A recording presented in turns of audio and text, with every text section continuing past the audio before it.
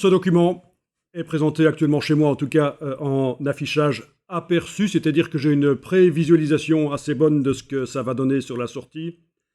Les constructions qui m'aident à placer les éléments sur les pages ne sont pas visibles, mais je vais ici passer d'abord la palette des outils. Vous devez la passer en 2 colonnes, ce sera mieux pour la suite. Avec la double flèche, là, vous la faites passer en 2 colonnes. Si vous avez enfoncé la petite croix, là, vous n'avez plus de palette des outils, il va falloir la récupérer par le menu Fenêtre, Fenêtre, Outils. Ce sera classé par ordre alphabétique. Lettre O. Donc voilà, palette des outils qui est là. Et dans le bas de la palette des outils, vous avez la possibilité de passer donc en affichage normal où on voit les constructions. Donc c'est un document qui est basé sur une grille. Une grille où vous avez combien ça dépend en fait des pages. Vous avez en tout cas une vingtaine de blocs.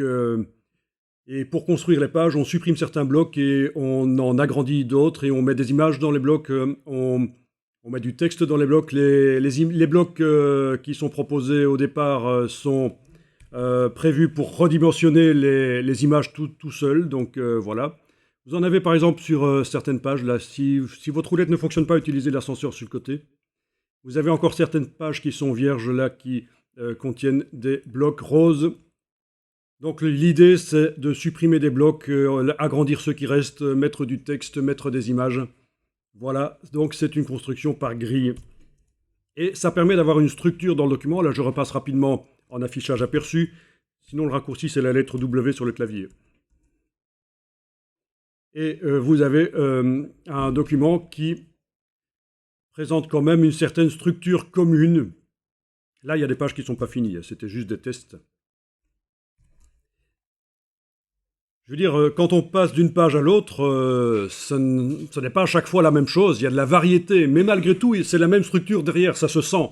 C'est ça le secret d'un document mis en page qui tient la route, c'est qu'il y a une structure qu'on sent derrière, une structure commune à chaque page, et en même temps, chaque page est différente de la précédente. Voilà. Bon, alors on va aller mettre sur le milieu de chaque page, vers le bas, discrètement un petit numéro pour numéroter. Donc on va aller faire ça. Alors, on va aller dans la palette page, menu fenêtre, page. Votre palette page, vous allez pouvoir, si vous voulez, la mettre comme la mienne, en prenant d'abord, il faut que je dise que quand vous allez la chercher, la palette page, dans le menu fenêtre, page, ben, elle apparaît sans doute comme ça. Attacher. Vous allez la détacher, la rendre flottante, ce sera plus facile. En la prenant par son nom, là, voilà. Ensuite, vous allez agrandir la palette par sa case en bas à droite. Vous l'agrandissez vers la droite, comme ça. Et vous avez un truc un peu sympa à ce moment-là, les pages qui se mettent l'une à côté de l'autre. Sauf que, pour que ça le fasse vraiment, il faut non seulement agrandir la palette comme ça, mais il faut aussi aller dans le menu de la palette page. Alors allez-y, vous avez la palette page, et en bas, en haut à droite de la palette page, vous avez un menu, comme dans chaque palette. Et vous allez jusque la ligne afficher les pages horizontalement. Donc en fait, ce sont des doubles pages, c'est un document recto verso. Il y a des pages de gauche, des pages de droite. Les pages de gauche sont toujours numérotées avec des numéros pairs. Pages de droite avec numéro impair, c'est toujours comme ça dans la littérature. Je veux dire, dans tout ce qui est édition, les pages impaires sont toujours des pages de droite. En plus d'avoir fait ça dans le menu de la palette des pages, afficher les pages horizontalement, vous allez faire également pour les gabarits, qui sont des modèles de pages qui se trouvent là au-dessus. Les gabarits. Donc, vous allez dans le menu, et cette fois-ci, vous allez jusqu'à la dernière ligne, options de panneau. Dans les options de panneau, vous allez décocher, pour ce qui concerne les masters, les gabarits, vous allez décocher, montrer, afficher verticalement. Ceci doit être décoché, et du coup, ils vont s'afficher de manière horizontale comme ça. Ça peut être sympa. Si vous avez même un deuxième écran connecté à l'ordinateur chez vous, éventuellement, vous pouvez mettre la palette sur un deuxième écran. C'est sympa. Bon, donc chaque page du document là a été construite sur base d'un gabarit, soit le gabarit B, soit le gabarit C. Le A, c'est celui qui est au tout départ, qui n'est pas important. Mais en tout cas, ce sont les gabarits B et C. C'est pour ça que vous voyez les lettres C et B sur les pages, suivant qu'elles ont été démarrées sur un gabarit à 4 colonnes ou à 3 colonnes par page. Vous avez une indication. Ah oui, il y a aussi d'autres gabarits qui sont les D et les E. Ça, c'est des gabarits spéciaux qui ont été créés au départ de pages du document. Donc on a fait un espèce d'aller-retour. On a démarré des pages du document qui ont été créées au départ de gabarits vides. On a donc supprimé des blocs roses, on en a agrandi, on a mis du texte, des images. Et puis quand ça a été fait, on a décidé, tiens, ce serait pas mal pour utiliser ailleurs dans le document ou pour utiliser la fois suivante dans la nouvelle édition du magazine, par exemple le mois suivant, mais avec des titres différents, du texte différent et des images différentes, mais utiliser quand même la même structure de page. Et donc c'est pour ça que vous retrouvez certains gabarits, certains modèles de pages qui contiennent déjà des images du texte et des titres. Évidemment, quand on va les utiliser par la suite, on les mettra dans le document, dans les pages là, mais on remplacera les images, le texte et les titres, c'est sûr. Ben écoutez, on va commencer par ça. Vous allez prendre par exemple les pages 6 et 7, clic, majuscule, clic, pour les activer toutes les deux, les pages 6 et 7, et vous allez les déplacer au-dessus de la ligne horizontale qui sépare la palette de pages en deux. Vous voyez, il y a une ligne horizontale. En bas de la ligne horizontale, c'est les pages du document. En haut, ce sont les modèles de pages. Donc si vous prenez la page 6 et 7 là et vous la déplacez au-dessus comme ça, elle arrive en tant que gabarit. Voilà, il s'appelle F. Bon, c'est pas très original. Voilà. On obtient la même chose si on active les deux et qu'on va dans le menu ici et qu'on demande Master Pages, gabarit, Save as Master, enregistrer en tant que gabarit. Donc c'est bien ça l'idée. Hein. C'est vraiment utiliser quelque chose qu'on a déjà fait pour se faciliter la tâche.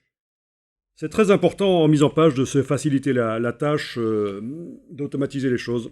Voilà, je suis dans la version anglaise et tous les gabarits qui sont là ont été créés quand je travaille dans la version anglaise de InDesign.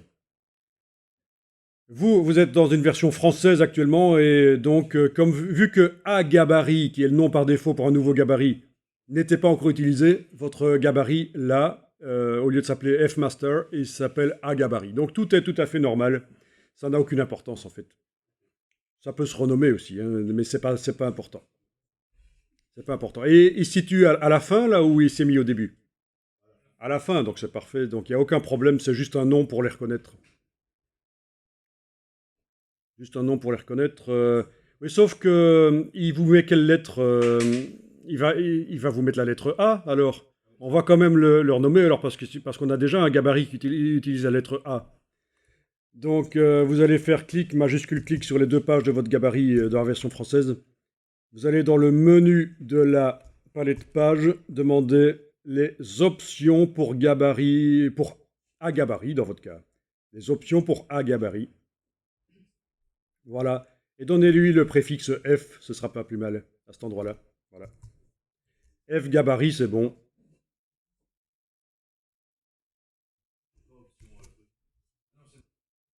Alors, le document termine actuellement par les pages 16 et 17.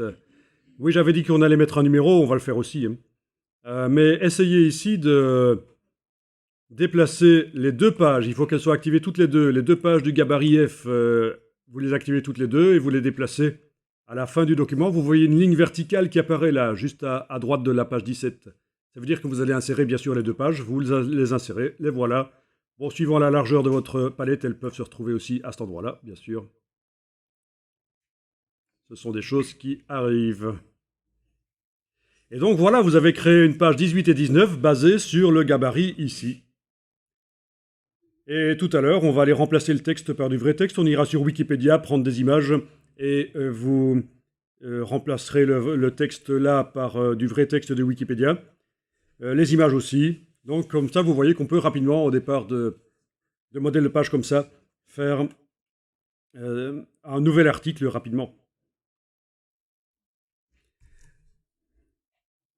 Bon, on va s'occuper un peu de la numérotation. Alors, la numérotation, Bon, vous savez quoi? On va la mettre sur le gabarit A. On va mettre la numérotation sur le gabarit A, qui n'est utilisé que sur la page de couverture ici, autant dire qu'il n'est pas utilisé dans le document. Il n'y a pas d'autre page qui utilise le gabarit A. Donc ça a l'air un peu débile. On voudrait qu'il y ait des numéros qui arrivent sur les pages, et on va les mettre dans le gabarit A qui n'est utilisé que sur la page de couverture. Sauf que, il se trouve que les gabarits suivants, le B et le C, utilisent eux-mêmes un gabarit. Ils reçoivent ce qui vient du gabarit A. C'est ce qu'on appelle du parentage de gabarit. Vous avez ici le gabarit D qui utilise le B, mais comme le B utilise le A, normalement, si je mets quelque chose dans le A, ça doit se retrouver finalement sur le D. Vous voyez, c'est un peu, voilà, c'est un héritage, quoi. C'est un système d'héritage. Donc, allez, double-cliquer sur le gabarit A, on va tester. Je n'ai pas encore testé, mais à mon avis, ça va fonctionner. Double-cliquez sur le gabarit A. Vous devriez voir apparaître cette double page qui est le démarrage de la création de la grille. Je vous refilerai des vidéos qui expliquent comment la grille a été créée. Comme ça, vous pourrez, si vous voulez, pour d'autres documents InDesign, recréer d'autres grilles facilement. Donc voilà, vous avez double-cliqué sur le gabarit A. Il est indiqué en bas A gabarit. En bas à gauche de la fenêtre, il est indiqué A gabarit. Alors, vous inquiétez pas pour les erreurs ici. Il y a des erreurs dans le document. Ben, c'est un système de pré-flight, de vol d'essai, en fait. C'est-à-dire qu'avant de générer le fichier final, InDesign vous dit s'il y a des erreurs dans le document ou pas. Bon, ça n'a rien à voir avec le gabarit ou avec quoi que ce soit. Mais si vous voulez, vous pouvez aller cliquer un peu dessus et regarder. Vous demandez le... Comment est-ce que ça s'appelle encore en français? Le contrôle en amont. Voilà, le contrôle en amont. Vous cliquez à cet endroit-là et vous allez voir quelles sont les erreurs qu'il y a dans ce document. Donc ce sont des erreurs qui concernent le texte. Je déploie ici. Voilà. C'est du texte en excès. Ça veut dire qu'il y a des blocs texte qui contiennent du texte, mais il n'y a pas assez de place pour montrer tout le texte. La fin du texte n'est pas affichée. Il y a ça sur la page 6, 2 fois, sur la page 11, dans le gabarit F. Bon, ben c'est pas grave, hein. C'est des choses habituelles. De toute façon, vous avez peut-être remarqué que c'est du faux texte qu'on a dans le document. C'est du lorem ipsum, c'est juste... On est en train de concevoir la maquette du document. C'est ça la première étape de la création d'un magazine. Puis, il va falloir dire aux journalistes, voilà, selon la maquette qu'on a faite, vous avez droit à tel nombre de mots pour faire votre article, pour que ça tombe juste. Je vous montre après comment indiquer aux journalistes combien de mots il doit taper pour que ça tombe juste dans la maquette du magazine que vous avez conçue. Maquette de publication, je parle de magazine, ça peut être sur tablette aussi, interactif ou quoi que ce soit. C'est une manière de faire. Quand vous avez les rédacteurs qui sont séparés de la personne qui fait la mise en page, c'est pas la même personne. Il faut quand même leur dire quelle longueur de texte vous avez prévu. Ou alors, vous avez aussi l'autre manière de faire. Vous prenez leur texte qu'ils ont écrit librement et vous le mettez en page. C'est une autre logique. D'accord? Alors, on est dans le gabarit A. On va faire la numérotation. Vous allez faire apparaître la palette des calques parce que c'est quand même mieux de mettre la numérotation sur un calque. Palette des calques, menu fenêtre calque. Dans la palette des calques, vous voyez qu'on a déjà quelques calques. On a un calque qui s'appelle images et texte qui contient bizarrement les images et le texte du document. Si vous l'ouvrez là, ben, vous ne voyez que des rectangles. En fait, quand vous ouvrez un calque avec le petit triangle là, ça vous montre le contenu du calque sur les pages que vous êtes en train de voir. Donc c'est logique que là, il n'y a pas d'image et de texte, donc on ne voit que des rectangles. C'est tous les rectangles roses là. Vous avez 3 calques pour les repères, ils sont verrouillés, on les a verrouillés pour être certain de ne pas les chipoter sur les repères. Vous savez les repères, quand on affiche le document en affichage normal, toutes ces lignes, c'est les repères. Vous avez un calque spécial pour les fonds, je pense qu'il y a une page qui a un fond coloré. Oui, c'est la page ici 3, qui a un bord, un fond qui est sur le bord de la page, et pour se faciliter la tâche, on a créé un calque rien que pour ce fond coloré. C'est pas vraiment un fond coloré, on aurait pu le renommer... renommez-le d'ailleurs, on va le renommer bandeau. Ce sont les bandeaux sur le côté. Et en fait, ce sont des aides à la navigation. Je vais appeler ça bandeau de navigation. Vous connaissez ça dans les livres, hein. Vous avez des longs livres. Parfois, chaque chapitre, sur le bord de la page, il y a une couleur. Comme ça, quand vous feuilletez rapidement, vous voyez visuellement que vous passez d'un chapitre à l'autre. Ça peut être bien. Alors ici, on va faire... voilà, vous allez cliquer sur le calque image et texte et vous allez demander de faire un nouveau calque. Le voilà, calque 6 qui s'appelle, c'est le 6e. Je double-clique sur lui, je vais l'appeler numérotation.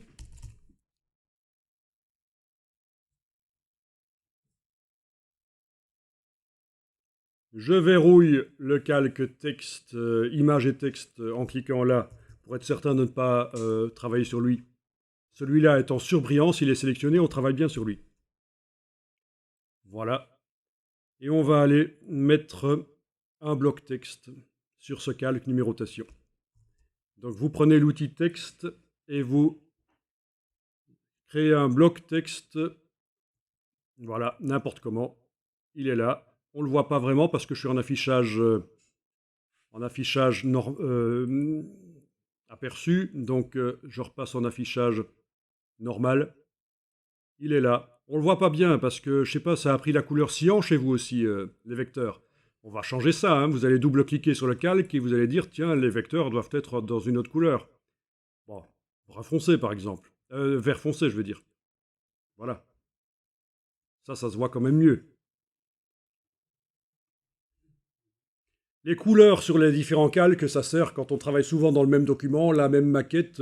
Quand on voit un bloc et qu'on voit la couleur qu'ont ces vecteurs, qui ne s'impriment pas bien sûr, c'est juste pour la construction du document, mais on sait, tiens, ça fait partie de ce calque-là. On a intégré les différentes couleurs par rapport au contenu des calques. Bon, eh bien on va mettre un texte là-dedans. Pour l'instant, il y a un signe dièse, un hashtag. Ça indique qu'il y a une ligne à cet endroit-là. Bon, ben c'est un bloc texte. C'est normal qu'il y ait une ligne à cet endroit-là, mais elle est vide. Vous prenez l'outil texte et vous cliquez dans le bloc. Vous avez le curseur qui clignote et on va insérer une balise spéciale de numérotation dans ce bloc. Vous allez faire un clic droit, insérer un caractère spécial, marque, numéro de page active. Donc, alors c'est possible que le clic droit ne fonctionne pas sur votre ordinateur. Décidément, vous avez... Oui, les souris. Bonne astuce, je vous conseille vraiment de venir avec vos propres souris. Même une souris Windows va fonctionner sur le Mac, hein. Donc si vous voulez éviter d'avoir des problèmes de souris, c'est typique dans les établissements scolaires, vous venez avec votre propre souris. Alors, d'abord, pour ceux qui n'arrivent pas à faire apparaître le menu parce que leur clic droit ne fonctionne pas, c'est soit parce que le clic droit est cassé sur la souris, soit parce que c'est une souris qui n'a jamais eu de clic droit. Les anciennes souris Mac n'avaient pas de clic droit. Soit parce que dans les préférences de la souris, c'est pas réglé comme il faut pour que le clic droit fonctionne. En tout cas, normalement, si vous enfoncez la touche CTRL et que vous cliquez, ça devrait faire apparaître le menu. Ça fait apparaître le menu. CTRL-clic, c'est l'ancienne manière de faire apparaître voilà, les menus. Et alors, c'est donc insérer un caractère spécial, marque, numéro de page active. Voilà, et vous obtenez la lettre A, parce qu'on est dans le gabarit A. Surtout, ne tapez pas la lettre A majuscule. Si à ce stade-ci, vous vous dites, tiens, j'ai pas trop vu où il est allé, je vais taper la lettre A majuscule, ben vous allez vous retrouver à la place des numéros sur les pages avec des lettres A majuscules partout. Ce n'est pas une lettre A majuscule, c'est une balise de numérotation automatique. Voilà. Ah, petite astuce au passage, vous avez vu que j'ai fait ça. Je suis en train de travailler dans un bloc texte.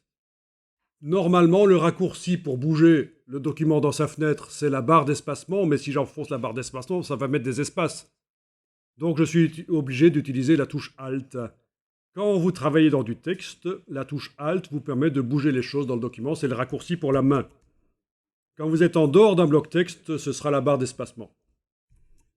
Donc ça, c'est quand même pratique de pouvoir bouger les choses comme ça. Alors voilà, on va centrer le texte dans son bloc. Même si le bloc restait transparent et qu'on ne le voit pas, c'est toujours plus propre de faire les choses proprement. Donc, on va centrer la balise dans son bloc. Pour ça, on va utiliser la palette paragraphe, menu texte paragraphe. Menu texte paragraphe. Ne confondez pas avec style de paragraphe, c'est autre chose ça. En fait, la palette paragraphe sert à générer des styles éventuellement, et la palette des styles sert à aller les utiliser. Donc nous, ici, on est en train de construire, donc on passe par la palette paragraphe. Vous allez centrer, bien sûr. Alors vous allez dire, oui, on avait la même chose au-dessus. Oui, c'est possible. Au-dessus, ça change chaque fois en fonction de l'outil que vous êtes en train d'utiliser. C'est la même chose, en fait. La barre ici, au-dessus, la barre contrôle, vous montrera toujours des choses en rapport avec l'outil qui est activé. Oui, si c'est l'outil texte qui est activé, on a ici, en effet, la même chose. Voilà, vous avez centré horizontalement. Maintenant, on va centrer verticalement.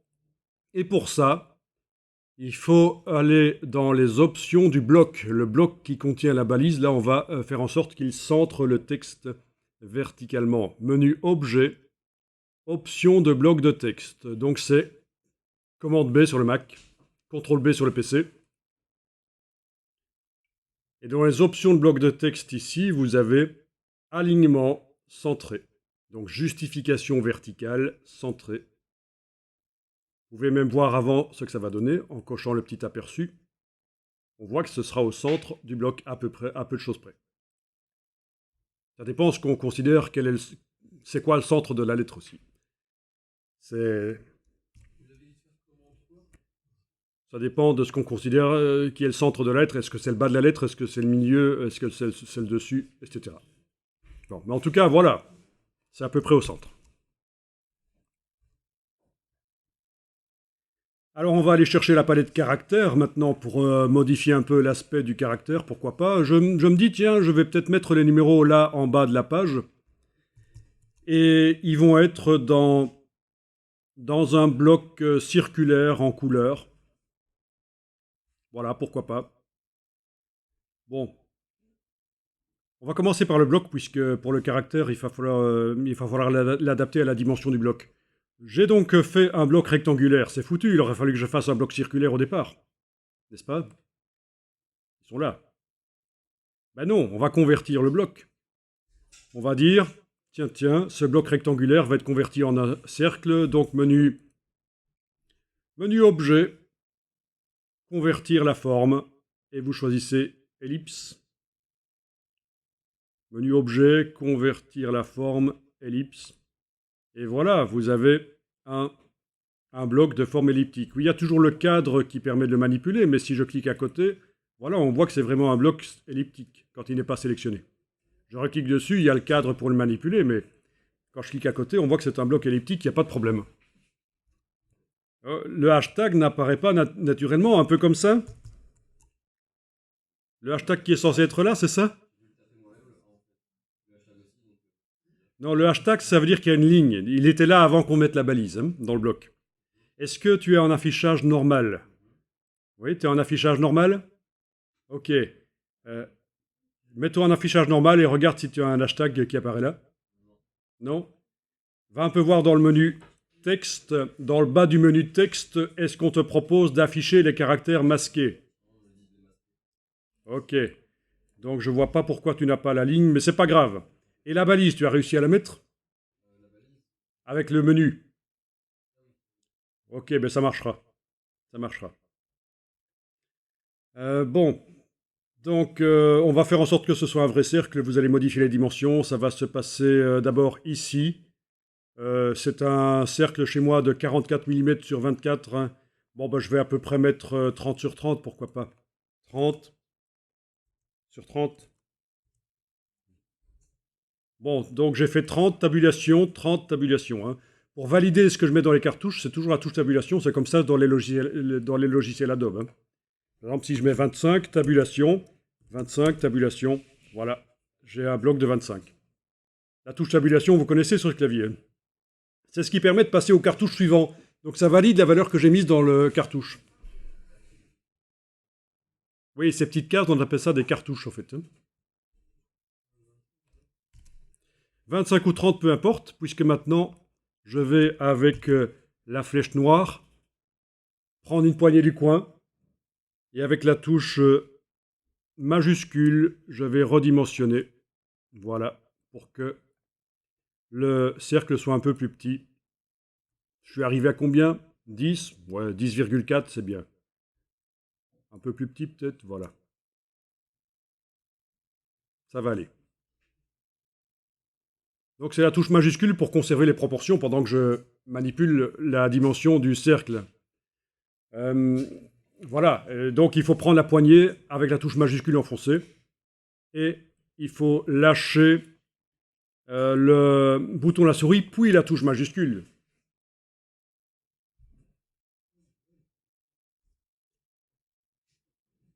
Alors, dans le cas des blocs texte, il y a une solution pour agrandir ou diminuer un bloc avec le texte qui se met à jour aussi à l'intérieur, qui s'agrandit ou qui diminue.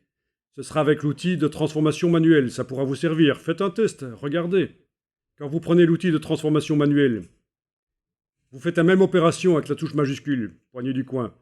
Mais là, vous voyez la différence, c'est que la lettre à l'intérieur change de dimension. Tandis que si c'est avec la flèche noire, la lettre à l'intérieur ne change pas de dimension. Donc on utilise l'un ou l'autre de ces outils quand on travaille sur des blocs texte en fonction de ce qu'on veut obtenir.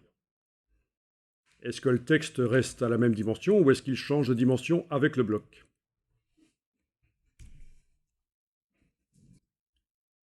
Bon, ben on va mettre une couleur au bloc. Vous l'avez sélectionné avec la flèche noire.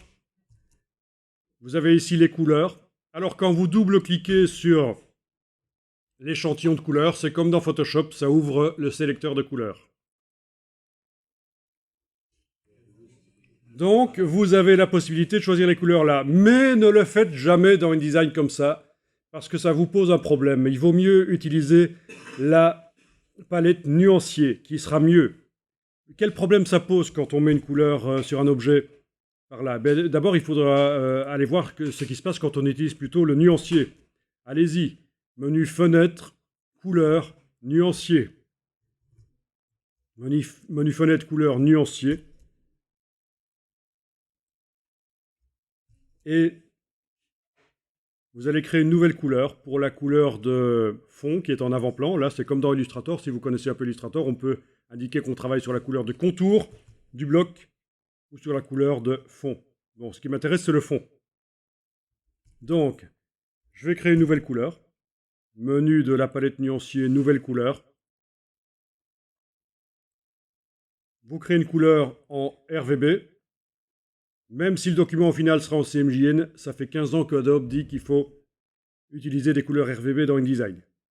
Si quelqu'un vous a dit le contraire, c'est qu'il n'a pas remis à jour ses connaissances, qu'il a étudié InDesign, la mise en page plutôt Quark Express dans les années 90. Mais donc, nous, on utilise des couleurs RVB, même si au final, on fera un PDF CMJN.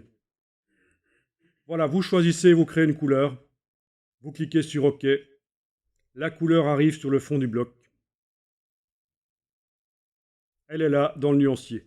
Alors, l'intérêt du nuancier, pourquoi vous devez utiliser le nuancier plutôt que de double-cliquer sur l'échantillon et choisir les couleurs à la manière Photoshop? Ben, il vaut mieux utiliser le nuancier parce que ceci, quand vous utilisez une couleur du nuancier, même à différents endroits du document, quand vous utilisez une couleur du nuancier à différents endroits du document, par exemple pour un titre, mais également pour une couleur de fond de bloc, ou quoi que ce soit, eh bien, grâce à la palette nuancier, vous allez pouvoir modifier d'un coup les couleurs, cette couleur-là, dans tout le document. Donc pour changer totalement l'ambiance dans tout le document. On va faire un test ici. Elle n'est encore utilisée qu'à cet endroit-là, mais enfin, on va faire le test. Vous allez cliquer à côté du bloc, là, pour le désactiver. Donc normalement, on ne peut pas le changer, on ne peut pas le modifier quand il n'est pas sélectionné. Si vous double-cliquez sur la couleur que vous avez créée là tout à l'heure, vous avez une case aperçu qui est disponible. Vous l'enclenchez et quand vous bougez, ça modifie la couleur sur l'objet qui utilise cette couleur-là. Donc très intéressant pour pouvoir modifier rapidement l'ambiance de tout un document par la suite. Alors, il y a des points d'exclamation. Oh. Donc ça veut dire que c'est trop vif pour être imprimé en offset 4 couleurs. En offset 6 couleurs, ça passerait, mais en offset 4 couleurs, ça va être un peu plus terne. C'est là que vous pourriez vous dire, mais ça sert à quoi de faire des couleurs vives si, au final, ce sera imprimé terne? Ben oui, l'offset 4 couleurs de l'imprimeur est le périphérique, la sortie la moins performante de toutes. Qu'est-ce qu'il y a d'autre comme sortie? Ben, vous pouvez afficher le PDF sur un écran, le PDF généré par InDesign. Donc là, l'écran, il sera capable d'afficher les couleurs roses comme ça, vives. Vous pouvez le montrer, en faire une application pour tablette. La tablette peut afficher des couleurs vives. Vous pouvez imprimer sur du jet d'encre, sur du bon papier avec du jet d'encre, ça imprime des couleurs vives. Donc voilà. C'est pour ça que Adobe préconise d'utiliser du RVB plutôt que du CMJN. C'est parce que par rapport aux années 90, à notre époque, on a plein de périphériques différents sur lesquels on sort ce qu'on fait dans InDesign et la plupart sont capables d'afficher des couleurs vives. Ok, donc voilà, c'est ça l'intérêt. Évidemment, ici, ça a un intérêt limité. Bon, je sélectionne le texte, je vais pouvoir changer sa couleur. Mais, comme c'est en négatif quand je sélectionne, c'est pas pratique. Donc voilà ce qu'on va faire. On continue de sélectionner le bloc avec la flèche noire, et on va indiquer ici qu'on va modifier la couleur du texte. Et là, vous pouvez changer la couleur et regarder ce que ça donne. Alors, évitez de multiplier les couleurs. Je pense qu'en le mettant en blanc, ce sera pas mal. La palette caractère va vous permettre de modifier la dimension du caractère à l'intérieur de son bloc.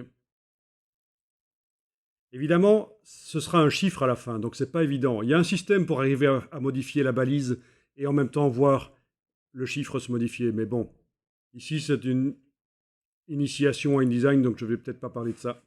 Voilà. Donc vous avez aussi le caractère qu'on peut changer par ici. Il y a plein de choses. Vous pouvez passer en revue le caractère aussi avec, en cliquant là, puis avec les flèches haut et bas sur le clavier, vous passez en revue les caractères. Voilà.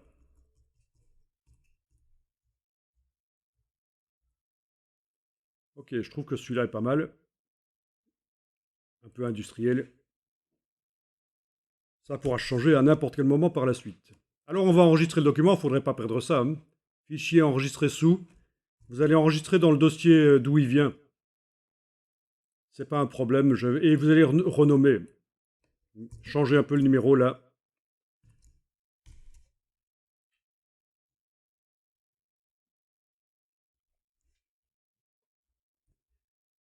Ok, je zoome en arrière. Je vais prendre le bloc avec la flèche noire. Je le déplace. Tiens, il y a des lignes roses qui apparaissent.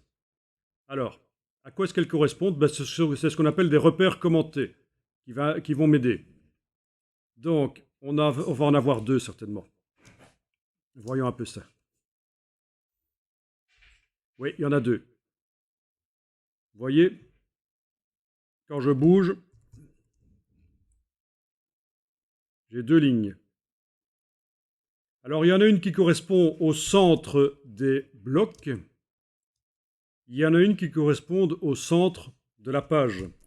Oui, vous voyez, puisque les blocs, pour une raison, parce que c'est la reliure là sur le côté, on a mis un peu plus d'espace à cet endroit-ci qu'à cet endroit-là. Et donc, les blocs ne sont pas centrés sur la page, et donc c'est pour ça que vous avez ici des indications centrage par rapport à la page, centrage par rapport au bloc. Voilà, alors celui qui est centré par rapport à la page, c'est celui de droite, logiquement. Ça n'a pas une importance énorme. Vous positionnez votre petit bidule à cet endroit-là. Et c'est bien. Tiens, tant qu'à faire, on va le mettre aussi sur la page de droite. Avec la touche Alt, vous allez le déplacer en enfonçant majuscule en même temps. Alt majuscule, vous voyez, ça va faire une copie que vous allez pouvoir placer sur la page à côté. Je lâche les touches là, et je vais pouvoir aller le positionner de manière centrée. Où sont les repères?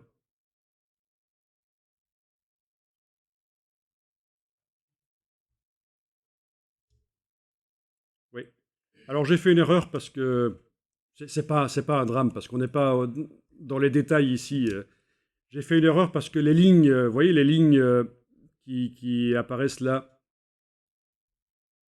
mes repères, j'ai dit que j'étais en train de centrer par rapport à la page.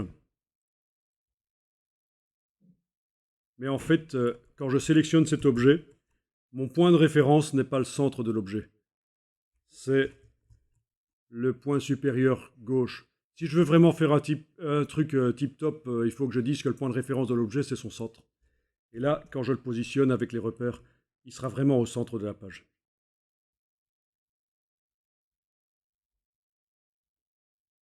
On va y arriver. Sinon, il y a aussi les palettes alignement qui permettent de faire ça. La palette alignement permet aussi de mettre un objet par rapport au centre de la page. Moi, je vais privilégier l'aspect visuel des choses. Hein. Même si techniquement, c'est pas nickel, je vais privilégier l'aspect visuel. Et il ne s'agit pas ici de faire de vous des experts en mise en page. Le but du cours ici, c'est qu'en allant en deuxième année, vous soyez capable de faire des dossiers qui ont un peu de gueule au niveau de la mise en page pour présenter des choses, parce que la manière dont on présente les choses, quand c'est bien mis en page, ça passe mieux, le contenu passe mieux. À contenu égal, quand c'est mal mis en page, c'est moins bien accepté. Voilà. Donc il ne s'agit pas de vous préparer à la section dans laquelle on se spécialise là-dedans, pas du tout, c'est un cours complètement à part, ce n'est pas une préparation à la section dans laquelle on fait la mise en page. C'est pour tous les étudiants, quelle que soit la section dans laquelle vous irez. Parce qu'à un certain moment, on a remarqué qu'il y avait un problème, c'est que certains étudiants étaient diplômés, mais quand ils devaient faire une mise en page, vu qu'ils n'étaient pas allés dans la section où on fait la mise en page, et qu'ils n'avaient jamais eu de cours de InDesign, ils utilisaient quoi pour faire la mise en page? Photoshop ou Word. Voilà. Donc ce qui est quand même dommage pour quelqu'un qui est diplômé infographiste. Et donc maintenant, le processus est un peu corrigé, puisqu'il y a un petit cours de mise en page qui vous permet de voir comment faire. C'est d'autant plus débile que les logiciels Adobe, toute la suite, vous l'avez. Alors, voyons un peu, qu'est-ce que ça donne sur la palette page. Je vais aller passer d'une page à l'autre et regarder si les pages sont bien numérotées. Eh bien, on dirait que oui. Hein. Si je double-clique sur la page 10, par exemple, j'ai un numéro 10. Je double-clique sur la page 5, je vais avoir un numéro 5, voilà. Ça marche. Impeccable. Alors, la numérotation est peut-être malvenue sur cette page-ci, mais c'est pas grave, on peut l'enlever si on veut. On peut faire en sorte que la numérotation ne soit pas sur certaines pages. Typiquement sur les publicités, sur les pages qui contiennent des publicités, c'est ce qu'on fait, on enlève les numéros. Donc vous avez vu que ça a fonctionné, on a mis donc la numérotation dans le gabarit A. Vu qu'il est utilisé par le B et le C, et que le B et le C sont utilisés par le D, E et F, voilà, ça se retrouve sur toutes les pages en fait. Sur toutes les pages, on a notre numérotation. C'est parfait. Sauf que sur certaines pages, donc ça ne convient pas. Par exemple, sur la page 7, c'est assez malvenu que la numérotation arrive à cet endroit-là. Surtout qu'elle n'est pas très discrète. Donc il est possible de désactiver, de l'enlever. D'abord, il faut que je dise aussi que non seulement, voilà, on a mis dans le gabarit A, ça se retrouve sur toutes les pages à cause de ça, mais également dans la palette des calques, la numérotation, on l'a mise sur un calque à part, au-dessus du calque qui contient les images et le texte. Donc elle se met toujours au-dessus du reste. C'est ça qui est intéressant. Et c'est pour ça qu'elle apparaît partout. Bon, ben, on va la désactiver. Pour désactiver, ben, il va falloir sélectionner le chiffre là 7, enfin je veux dire le bloc qui contient le chiffre 7 sur la page 7, et enfoncer la touche suppression. Sauf que vu que ça vient du gabarit, vous n'arrivez pas à le sélectionner. Il faut le déverrouiller en utilisant sur le Mac les touches commande et majuscule et en cliquant sur lui. Ou alors sur le PC, ce sera CTRL majuscule, cliquez sur le bloc avec la flèche noire. Là, il est sélectionné, on pourrait le bouger, on pourrait le mettre sur le côté, là, exceptionnellement, vu qu'il y a une image sur la partie droite de la page, mais en même temps, bon, c'est moche, je vais donc carrément le supprimer. Touche suppression. Bon, ben ça, c'est pas mal. Alors, on avait généré un gabarit au départ de ces deux pages-là, il était là, puis on l'avait utilisé pour créer les pages 18 et 19. Ben maintenant, allez sur les pages 18 et 19. Et on va remplacer les images qui sont là par autre chose. Par exemple, moi, je vais faire un article sur les loups. Donc, je vais renommer ici le contenu du bloc. Alors, je suis bien sur la page 18. Pourquoi est-ce que j'arrive pas à sélectionner le bloc qui est là? Ah oui, parce qu'en fait, tout est verrouillé. Vu que ça vient du gabarit, c'est verrouillé. Il faudrait que je fasse commande majuscule et cliquer sur lui. Et ça ne marche pas. C'est toujours agréable. Voyons un peu la palette des calques. C'est dans quel calque? Ok. Je suis sur le calque numérotation. Ah oui, forcément, on avait verrouillé le calque image et texte. Ok, cette fois-ci, je vais verrouiller le calque numérotation et je travaille sur image et texte. Ok. Et donc, c'est toujours verrouillé, mais avec commande majuscule et cliquer, ça se déverrouille, je peux modifier.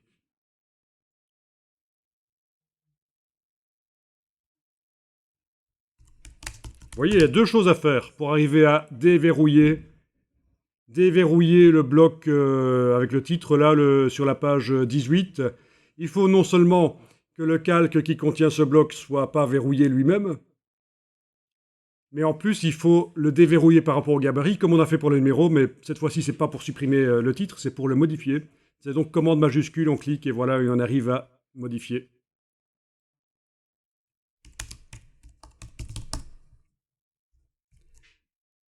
Alors, tout sur la page est verrouillé. Il y a possibilité de déverrouiller tout d'un coup, si vous voulez.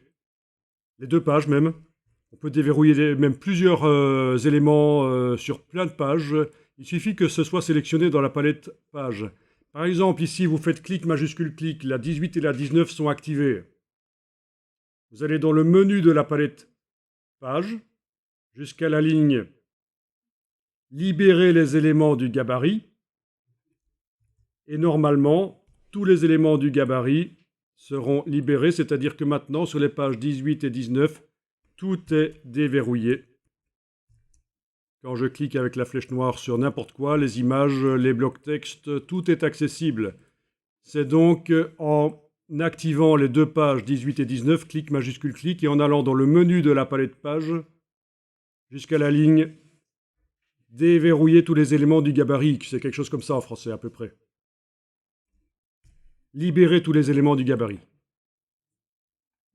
N'oubliez pas d'enregistrer votre document de temps en temps en changeant le nom. On n'est jamais trop prudent, même si InDesign a un système de récupération en cas de plantage.